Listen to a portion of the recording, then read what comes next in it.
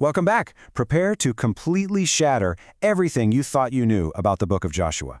If you've ever viewed this ancient text as just some dry history of military campaigns, or maybe even felt a little uncomfortable reading it, well, you're in for a massive paradigm shift today. In this explainer, we're diving deep into the profound cosmic logic operating right beneath the surface of the text, specifically zeroing in on Joshua chapter 14. We are going to uncover this breathtaking ancient theology of creation, order, and what it actually truly means to establish rest in a chaotic world. So what does it mean to truly rest? Now, it's super easy to assume rest simply means, kicking back and taking a nap in a hammock. In our modern 21st century minds, rest is totally passive. It's the weekend, right? It's the absence of work, it's a vacation, or just turning our brains off for a few hours. But listen, if we project that modern, highly individualized definition of leisure backward onto the ancient biblical text, we are going to completely misread the entire narrative arc of the Old Testament. We'd absolutely miss the point. The ancient cosmic reality is that rest is not passive relaxation, not at all. It is the active stability of a ruler taking the throne over a newly ordered, secured creation. The Hebrew concepts here, minucha and Shabbat, refer to a state of cosmic stability. When the text says God rests on the seventh day of creation, he isn't fatigued. He's not out of breath. He rests because the cosmos is fully ordered, secured, and ready for his governance. In ancient Near Eastern thought, a deity rests only after subduing chaos and establishing a functioning, livable ecology. Basically, rest is reign. And that brings us to a crucial point. The book of Joshua is not a mere real estate grab or some violent military expansion. If we view Joshua as just an ancient military blitzkrieg, the text's entire theology completely collapses. The narrative makes it crystal clear that the land of Canaan was a decreated space. It was deeply defiled by systemic disorders, things like ritualized violence, injustice, and idolatry. The conquest isn't this story of unchecked expansionist bloodlust, it's depicted as a deeply theological intervention. It's presented as the necessary force used to push back disorder so that a livable covenantal ecology can actually be established. This brilliantly illustrates the exact trajectory of God's work in creation. It moves from chaos to conquest to order and finally to rest. This proves that Joshua's campaign is actually a massive creation restoration project. Think about it. Just as Genesis moves from a formless void to a structured cosmos culminating in the Sabbath, Joshua moves from a hostile, chaotic territory across the threshold of the Jordan River and systematically dismantles these illegitimate rival sovereignty structures. It's a deliberate, intentional mirroring of Genesis 1 and 2. Chaos is subdued, order is imposed, and the ultimate goal is that the land and the people in it can finally experience true rest. But we have to make a really vital distinction here between conquest rest, which is divine action, and faithfulness rest, which requires human participation. God decisively breaks the power of chaos to establish rest. That's the objective victory. He hands Israel this incredibly secure inheritance that they literally didn't earn. But then there's faithfulness rest. While God establishes the structural conditions for rest, the humans actually have to maintain it. They must actively preserve this newly ordered space by refusing idolatry and establishing justice. It's an ongoing partnership. This brings us right to Joshua 14, which is this massive pivot in the story. We're transitioning from winning the land to distributing the land. The emphasis suddenly shifts entirely from the battlefield to the necessary ordering of this newly conquered space. We move from conquest narratives straight into inheritance narratives. Because you see, the promises of God aren't complete just because the enemies are defeated. The people have to actually enter into and occupy their inheritance. The military campaign has reached this point where winning the land has to give way to the equally vital task of distributing and settling it. There is a perfect contrast between our modern secular assumptions and God's actual cosmic logic in Canaan. From a strictly military standpoint, you'd think land is just real estate, conquest is just territorial expansion, and Joshua is just a general. But the cosmic view reveals something so much deeper. The land is actually a theological map belonging entirely to Yahweh. The conquest is an act of recreation. And Joshua? Well, his role shifts dramatically here. He stops acting like a military commander and begins acting in a vastly different capacity, as a priest. Section 1.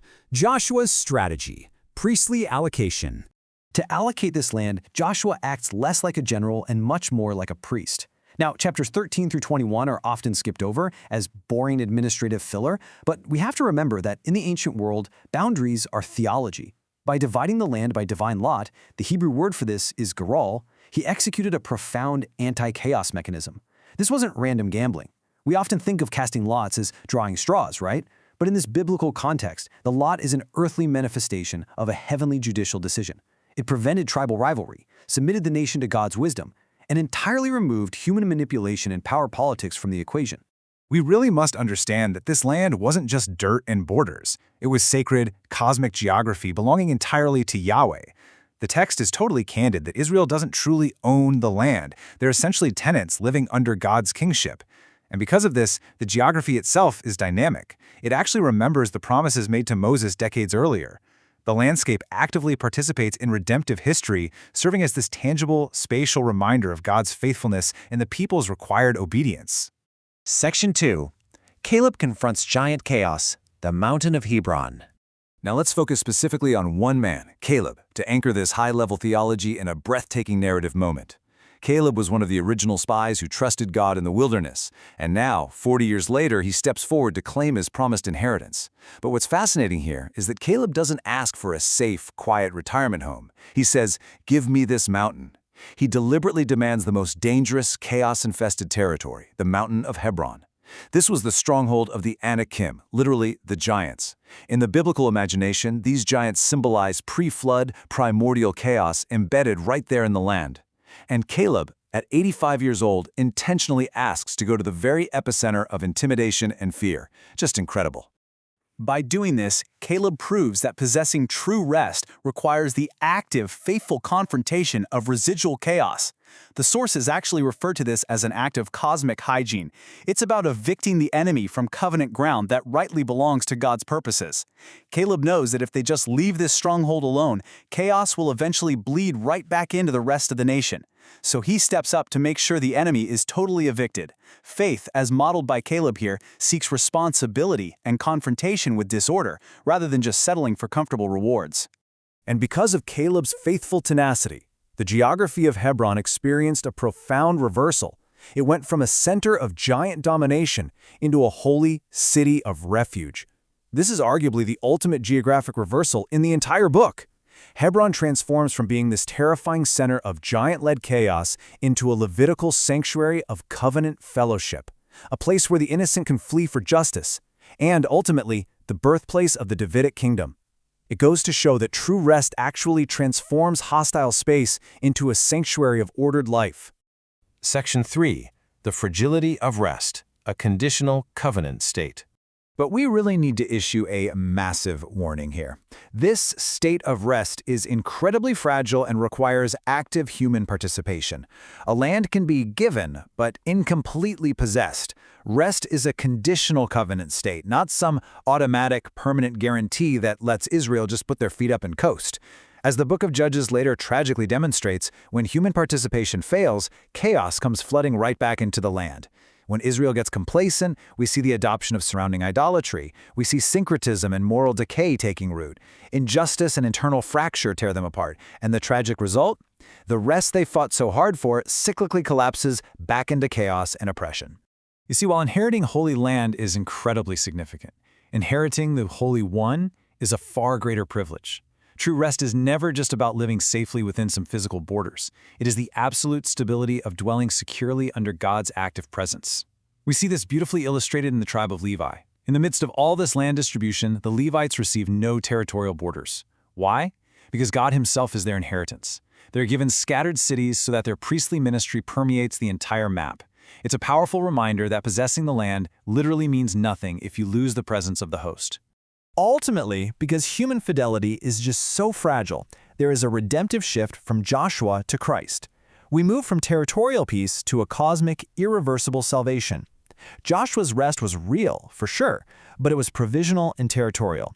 It proved that humans simply cannot maintain the order required to keep chaos out permanently. We always fail. So, as the biblical narrative progresses, God enters history in Christ to become the perfectly faithful human. He completes the necessary ordering act, offering a final, objective, cosmic rest that our failures simply cannot dismantle. I want to leave you with this provocative thought to ponder after our explainer concludes today. If true rest is the active preservation of ordered space under God's presence, where are you allowing chaos to re-enter your own life?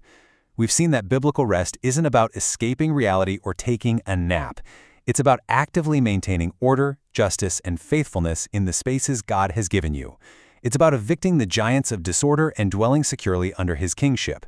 So take a look at your own allotment. Where are the boundaries slipping? Where is the chaos creeping back in? True rest is absolutely available, but it requires your active participation. Thanks so much for joining me as we unraveled the cosmic logic of Joshua today.